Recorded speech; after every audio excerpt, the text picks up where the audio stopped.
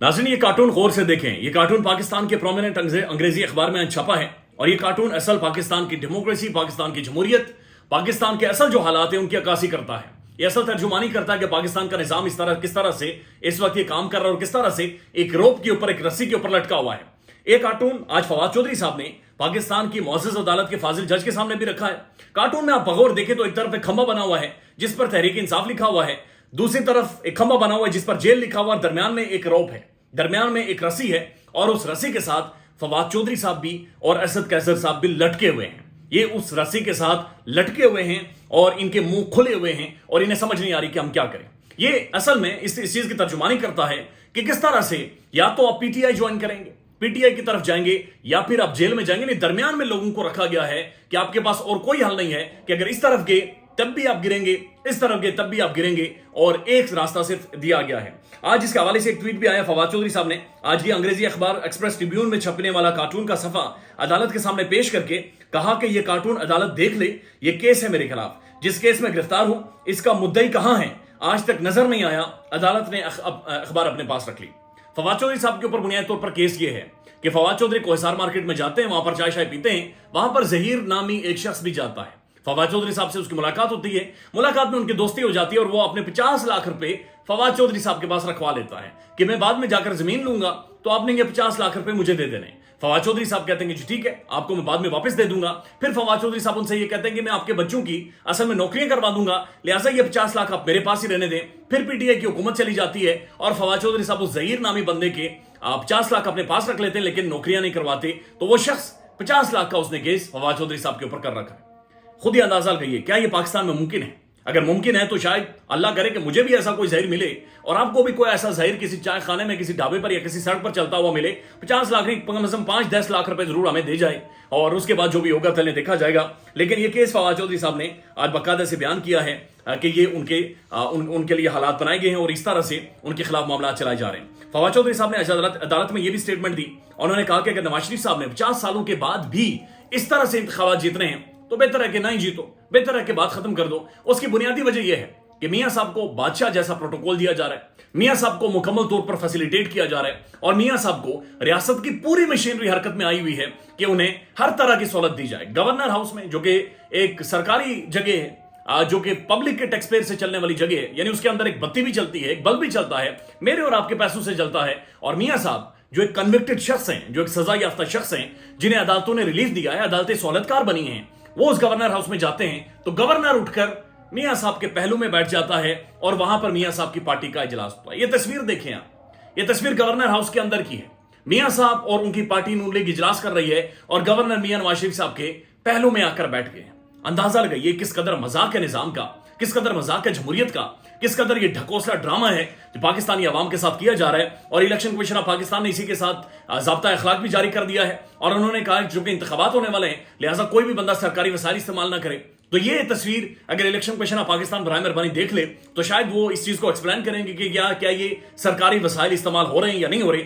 और इसी के साथ जुड़ी अभी खबरें ये हैं कि जब भी इंतखाबात होते हैं तो मुल्क भर में सर्वेस करवाए जाते हैं, मुल्क भर में पोलिंग्स करवाई जाती हैं। और नया फिनोमेनन यह है कि सोशल मीडिया के ऊपर, ट्विटर के ऊपर जाकर जहां पर पाकिस्तान की क्रीम मौजूद है, पाकिस्तान के पढ़े लिखे लोग मौजूद है, वहां पर सर्वे करवाए जाते हैं। नून लीग ने सबसे पहले PMLN डिजिटल से अपना सर्वे करवाया और वो उनकी सबसे बड़ी हमाकत साबित हुई कि चंद घंटों में इमरान खान 81% के साथ वहां पर लीड कर रहा था। नून लीग ने रात की तारीकी में फौरन उस सर्वे को डिलीट कर दिया और उसके बाद नून लीग ये कह रही है कि जनाब वो हमारा ट्विटर अकाउंट ही नहीं था।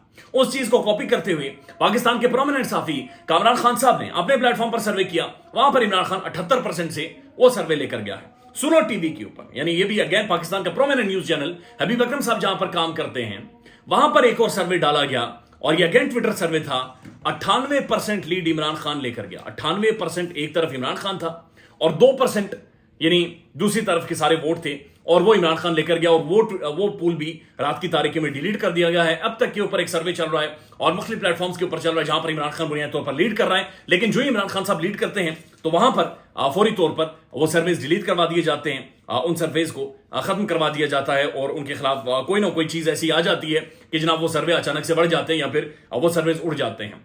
यानी आप अंदाजा लगाइए कि यहां तक फैसिलिटेट किया जा रहा है, कोशिश की जा रही है कि लाहौर में एक साफी ने, पाकिस्तान के बड़े साफी हैं, उन्होंने इमरान खान, नून लीग और इन सब की मकबूलियत के ऊपर सर्वे करवाया تو میاں نواز شریف صاحب کی جو مقبولیت ہے وہ 16% آئی، لیکن اس کے بعد انہوں نے کینچی چلائی، انہوں نے رات کی تاریکی میں اس پر ایڈیٹنگ کی اور اسے 40% شو کیا. یعنی انہیں اپنا آپ بچانا اب مشکل ہو گیا، اپنا آپ چھپانا مشکل ہو گیا ہے. اور ایک اور ریلیف آج لاہور ہائی کورٹ سے عمران خان صاحب کو ملا ہے، تحریک انصاف کو ملا ہے کہ 19 تاریخ کو وہ شاہدرہ میں ایک کارنر میٹنگ کرنے جا رہے ہیں. اور یہ شاہدرہ وہی جگہ ہے جس نے نون لیگ کو جھٹکا دیا تھا، جہاں پر ایک تنگ گلی میں مریم نواز شریف صاحب ایک کارنر میٹنگ کرنے گئی تھی، جلسی کرنے گئی تھی، اور وہاں پر چند لوگ بھی، یعنی چند 100 لوگ بھی وہاں پر موجود نہیں تھے. اور اس کے بعد نون لیگ کو لاہور کے اندر اپنے تمام تر جلسے، اپنی تمام تر پولیٹیکل ریلیز یا موومنٹس کو کینسل کرنا پڑا تھا. تو یہ سارا حالات گراؤنڈ ریئلٹیز ہیں جو کہ گراؤنڈ کے اندر ہو رہے ہیں. لیکن ایک اور خبر ہے، اگین یہ ایک بڑی پرومیننٹ خبر ہے، اور خبر یہ ہے کہ جنرل فیض حمید جو کہ سابق اہم ترین ادارے کے سربراہ ہیں، ان کے اوپر ایک کیس کر دیا گیا ہے.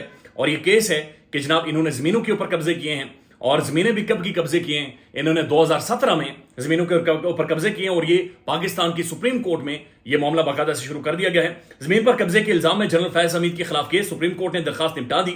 درخواست میں سنگین الزامات عائد کیے گئے، اور جناب جو درخواست گزار تھے انہوں نے کہا کہ میری زمین کے اوپر انہوں نے قبضہ کیا ہے، کیس کو ملتوی بھی نہیں کر سکتے. چیف جسٹس قاضی فائزی صاحب، درخواست گزار کے پاس جنرل فیض حمید سمیت فریقین کے خلاف دوسرے متعلقہ فورمز موجود ہیں.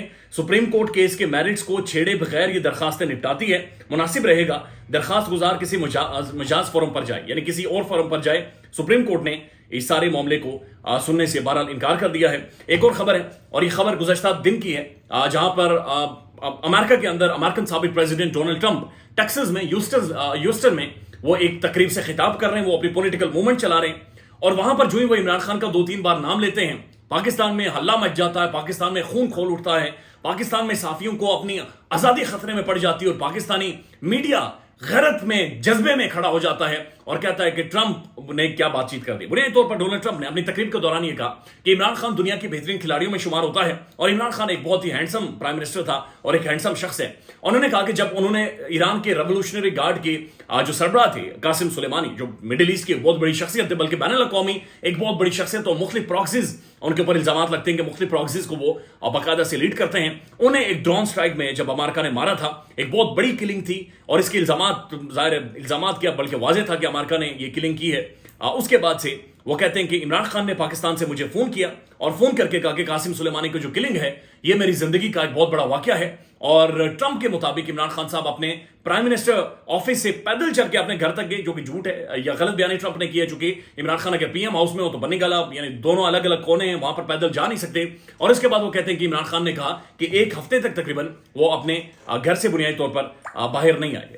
اب یہ ٹرمپ نے کہا ہے، لیکن پاکستان میں صحافی اس کو اس طرح سے پورٹرے کر رہے ہیں اور اس طرح سے کہہ رہے ہیں کہ جیسے ڈونلڈ ٹرمپ کو عمران خان نے فون کر کے مبارکباد دی، حالانکہ مبارکباد کا اس میں ذکر ہی نہیں ہوتا، مبارکباد کے حوالے سے کوئی بات چیت ہی نہیں ہو رہی، بلکہ عمران خان یہ اسے کہہ رہا ہے کہ میں اتنا زیادہ یہ بڑا واقعہ تھا کہ میں ایک ہفتے تک اپنے گھر سے باہر نہیں آیا. جب بھی ایسا کوئی واقعہ ہوتا ہے تو آپ خود امیجن کریں، کامن سینس پریویل کرتی ہے کہ اگر آپ کو کوئی ایسی خبر ملے، آپ کو ایسا بڑا واقعہ ہو جائے، اگر خوشی کا واقعہ ہو تو آپ سیلیبریٹ کریں گے، لیکن اگر کوئی وہ پریشان کن ہے تبھی آپ واک کرتے ہیں، تبھی آپ گھر تک جاتے ہیں. اسی حوالے سے جو سینئر تجزیہ کار نصرت جاوید صاحب نے کہا ہے کہ ڈونلڈ ٹرمپ نے امریکی ریاست ٹیکساس کے شہر ہیوسٹن میں تقریر کرتے ہوئے عمران خان کا نام لیا اور ان سے متعلق جھوٹا دعویٰ کیا ہے. پبلک نیوز پر اپنے پروگرام خبر نشر میں خصوصی گفتگو کرتے ہوئے نصرت جاوید صاحب نے کہا ہے کہ ڈونلڈ ٹرمپ نے اصل میں جو گفتگو کی ہے وہ جھوٹ پر مبنی ہے. اور نصرت جاوید نے مزید کہا کہ ڈونلڈ ٹرمپ انتہائی جھوٹا شخص ہے. 3 جنوری کو قاسم سلیمانی کے قتل کا واقعہ ہوا.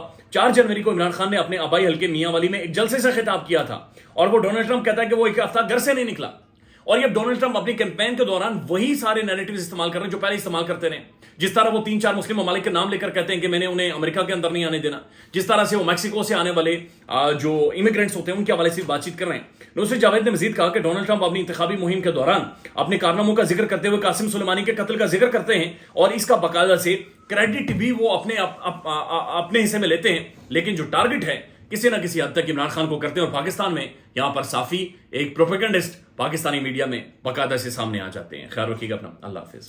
پاکستان میں اس وقت سب سے بڑا مسئلہ بولنے کا ہے. پاکستان میں بولنے نہیں دیا جاتا، زبانیں کھینچ لی جاتی ہیں، ڈر ہے، خوف ہے، ٹیرر ہے. پاکستان کا میڈیا مکمل طور پر کنٹرولڈ ہے، ویل مینجڈ ہے، ایک میسو سینسرشپ ہے. اسی طرح کا دباؤ پاکستان میں سیاست.pk بھی فیس کر رہا ہے، جسے پاکستان بھر میں گزشتہ کئی مہینوں سے ماورائے آئین، ماورائے قوانین مکمل طور پر بند کر دیا گیا ہے، مکمل طور پر بین کر دیا گیا ہے. سیاست.pk کی نشریات کو لمیٹڈ کر کے پاکستان میں چھوڑ دیا گیا ہے. تمام تر قانونی محاذ کے اوپر آواز اٹھائی گئی، दस्तक दी गई, लेकिन हर तरफ से खामोशी है, सन्नाटा है, कहीं पर कोई सुनवाई नहीं है, कोई सुनने को तैयार नहीं है। लेकिन इसका हल क्या है? क्या खामोश हो जाएं? क्या सवाल ना करें? क्या मालूमात आप तक ना पहुंचाएं? क्या इंफॉर्मेशन आप तक ना पहुंचाएं? मालूमात भी पहुंचेगी, इंफॉर्मेशन भी पहुंचेगी, सवालात भी उठेंगे, लेकिन अब आपने रोल प्ले करना है, आपने अपना किरदार अदा करना है। और छोटा सा एक प्रोसीजर है, प्रोसेस है, उसके बाद आप अपना किरदार अदा करें और हमारी मदद करें। पहले आपने ये करना है कि हमारे यूट्यूब चैनल को सब्सक्राइब करना है, उसके बाद ज्वाइन के बटन के ऊपर जाना है, क्लिक करके हमारा मेंबर बनना है। या फिर दूसरा ऑप्शन यह है कि आपने वीडियो की डिस्क्रिप्शन में जाना है, वहां पर पैट्रियन का लिंक मौजूद होगा, उस लिंक के ऊपर क्लिक करें और हमें सपोर्ट करें, हमारा हिस्सा बने, हमारी ताकत बने। ख्याल रखिएगा। अल्लाह हाफिज।